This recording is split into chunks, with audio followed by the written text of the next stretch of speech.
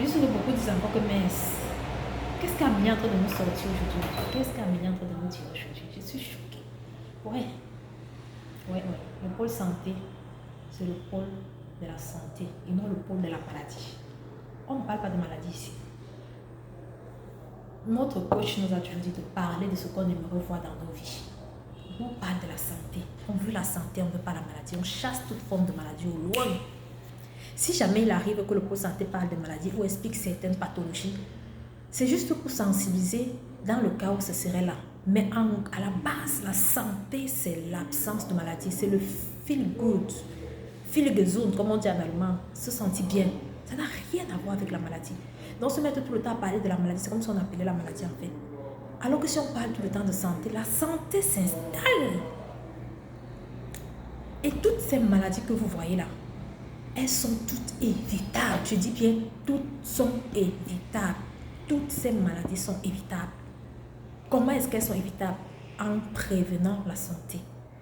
Quand tu comprends et tu mets dans ta tête que si j'ai besoin de concrétiser une activité ou une idée qui me vient, j'ai besoin de faire un business plan, j'ai besoin d'une ressource financière, j'ai besoin d'une ressource matérielle, j'ai besoin d'une ressource humaine. Mais attention, il y a deux ressources que si tu n'as pas, ça ne sert à rien. Si tu n'as pas l'aval de Dieu dans ce que tu fais, ça ne sert à rien. De la même façon, si toi, tu as l'idée rénovatrice et que tu n'as pas la santé, ça ne sert à rien. Si tu as les finances et tu n'as pas la santé, ça ne sert à rien. Tu ne vas pas atteindre le fit de ton potentiel. Si tu as la ressource matérielle et tu n'as pas la santé pour suivre ton idée, pour suivre ton projet, ça ne sert à rien. Tu as beau avoir des gens autour de toi, mais parfois on a besoin d'être là, en fait, sur le terrain pour suivre la chose, pour coordonner la chose, pour se rassurer que ce qu'on a dit, c'est ce qui est fait. Et si tu n'as pas la santé pour penser, pour réfléchir, pour parler, ça ne sert à rien en fait. Donc je crois que là vous me comprenez maintenant. Autant qu'on remplit son compte bancaire d'argent là, pour avoir la ressource financière là, pour se déplacer, pour manger, pour vivre.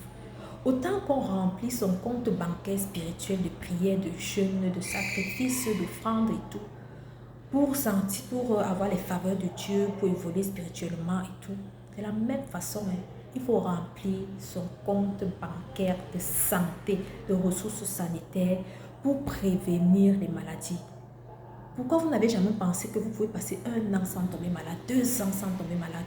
Oui, c'est possible. Moi, je suis un témoignage vivant. Moi, je suis un témoignage vivant. Je peux passer 1 an, je me le déclare, sans tomber malade. Et parfois, quand la maladie vient, veut même se pressent, parce que j'ai tellement forgé mon esprit, forgé mon âme à la prévention, que quand je vais par exemple prendre, comment je fais en fait, c'est-à-dire, j'ai tellement vu la santé comme une prévention que, comment je peux dire, je n'attends pas qu'il y ait la maladie avant de commencer à réfléchir, je soigne comment, non. Je pense en amont. Je pense en amont. Et Dieu est tellement merveilleux qu'il a créé le monde avec les temps et les saisons et les circonstances. Même dans le domaine de la santé, c'est comme ça. Même dans le domaine médical, c'est comme ça. Il y a une saison. Les maladies ne viennent pas à tort et à travers. Les maladies ont des saisons, des pics saisonniers. Et donc, moi, je suis alertée dans la mesure où, étant tout le temps en face des malades, en consultation et tout, quand je me rends compte que, mais tiens, il y a plus de personnes qui se plaignent de telle ou de telle chose et qui vivent de plus dans telle ou telle zone, je me dis, ah tiens, et quand je vois, on est dans la saison du pic de telle pathologie, du pic de telle pathologie, en fonction de la zone où je me trouve en fait.